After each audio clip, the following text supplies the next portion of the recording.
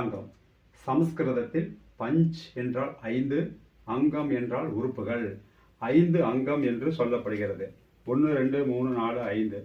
1 வாரம், 7 நாள், கிழமை. வாரம் 4 கிழமை எல்லாம் ஒன்று தான். 2 நட்சத்திரம், 27 நட்சத்திரம். 3 திதி, 15 திதி.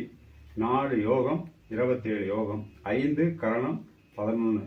ஆக மொத்தம் 5 அங்கம் என்பது பஞ்சாங்கம் என்று சொல்லப்படுகிறது. பஞ்சாங்கத்தில் 5 உறுப்புகள், 5 அங்கங்கள்ங்கிறது வாரம், நட்சத்திரம், திதி, யோகம், கரணம். அதாவது கிழமை, நட்சத்திரம், திதி, யோகம், கரணம். அதாவது நாள், நட்சத்திரம், திதி, யோகம், கரணம். இதுதான் 5 அங்கங்கள், 5 உறுப்புகள். வணக்கம். பஞ்சாங்கம். வாரம்னா 7 நாள். ஞாயிறு, திங்கள், செவ்வாய், புதன், வியாழன், வெள்ளி, சனி அப்படின்னு சொல்கிறோம்ல, அதுதான் வாரம். 7 நாள். கிழமை அதே தான். ஞாயிற்றுக்கிழமை, திங்கட்கிழமை, செவ்வாய்க்கிழமை, புதன்கிழமை, வியாழன்கிழமை, வெள்ளிக்கிழமை, சனிக்கிழமைன்னு சொல்கிறோம்ல, அதே தான் இது. வாரமும் ஒன்று தான், நாள் ஒன்று தான், கிழமையும் ஒன்று தான். நம்ம பிறக்கிறோம் அப்படின்னா ஒரு கிழமையில் பிறப்போம். அதே மாதிரி நாம் ஒரு நட்சத்திரத்தில் பிறப்போம். இந்த 27 நட்சத்திரத்தில் ஏதோ ஒரு நட்சத்திரத்தில் பிறப்போம். அதே மாதிரி திதி, 15 திதியில் ஏதோ ஒரு திதியிலையும் பிறப்போம். அதே மாதிரி யோகம், 27 யோகத்தில் ஏதோ ஒரு யோகத்தில் நம்ம பிறப்போம்.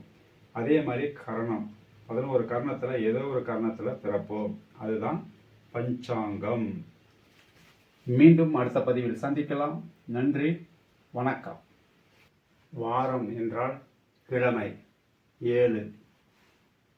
1 2 3 4 5 6 7 7 கிழமை. முதல் கிழமை என்பது ஞாயிறு, 2வது திங்கள், 3வது செவ்வாய், 4வது புதன், 5வது வியாழன், 6வது வெள்ளி, 7வது சனி. 7 நாள், 7 கிழமை. அந்த ஞாயிற்றுக்கிழமைக்கு அதிபதினு ஒருத்தர் இருப்பார். ஞாயிற்றுக்கிழமைக்கு அதிபதி சூரிய பகவான். திங்கட்கிழமைக்கு அதிபதி சந்திர பகவான்.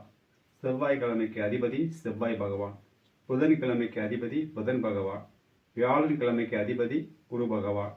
வெள்ளிக்கிழமைக்கு அதிபதி சுக்கிர பகவான். சனிக்கிழமைக்கு அதிபதி சனி பகவான். இதுதான் கிழமை. கிழமைக்கு அதிபதிகள் இவர்கள்தான்.